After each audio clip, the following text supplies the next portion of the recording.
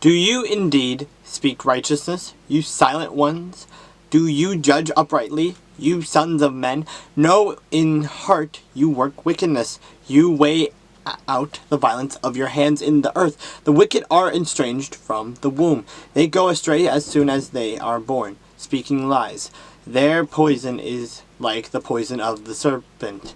They are like the deaf cobra that stops its ear, which will not heed the voice of charmers, charming ever so skillfully.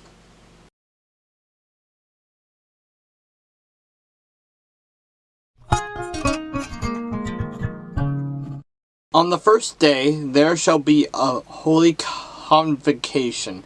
On the seventh day there shall be a holy convocation for you. No manner of work shall be done on them, but that which everyone must eat, that only may be prepared by you. So you shall observe the feast of the unleavened bread. For on this same day I will have brought your armies out of the land of Egypt. Therefore you shall observe this day throughout your generations as an everlasting ordinance. In the first month, on the 14th day of the month at evening, you shall eat unleavened bread until the 21st day of the month at evening. For 7 days no leaven shall be found in your houses, since whoever eats what is leavened, that same person shall be cut off from the congregation of Israel, whether he is a stranger or a native of the land. You shall eat nothing leavened. In all your dwellings you shall eat unleavened bread.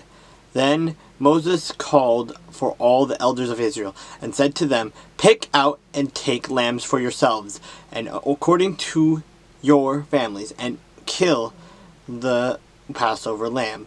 And you shall take a bunch of hyssop, dip it in the blood that is in the basin, and strike the lintel and the 2 doorposts with the blood that is in the basin. And none of you shall go out of the door of his house until morning. For the Lord will pass through to strike the Egyptians. And when he sees the blood of the lintel and on the 2 doorstep posts, the Lord will pass over the door and not allow the destroyer to come into your houses to strike you.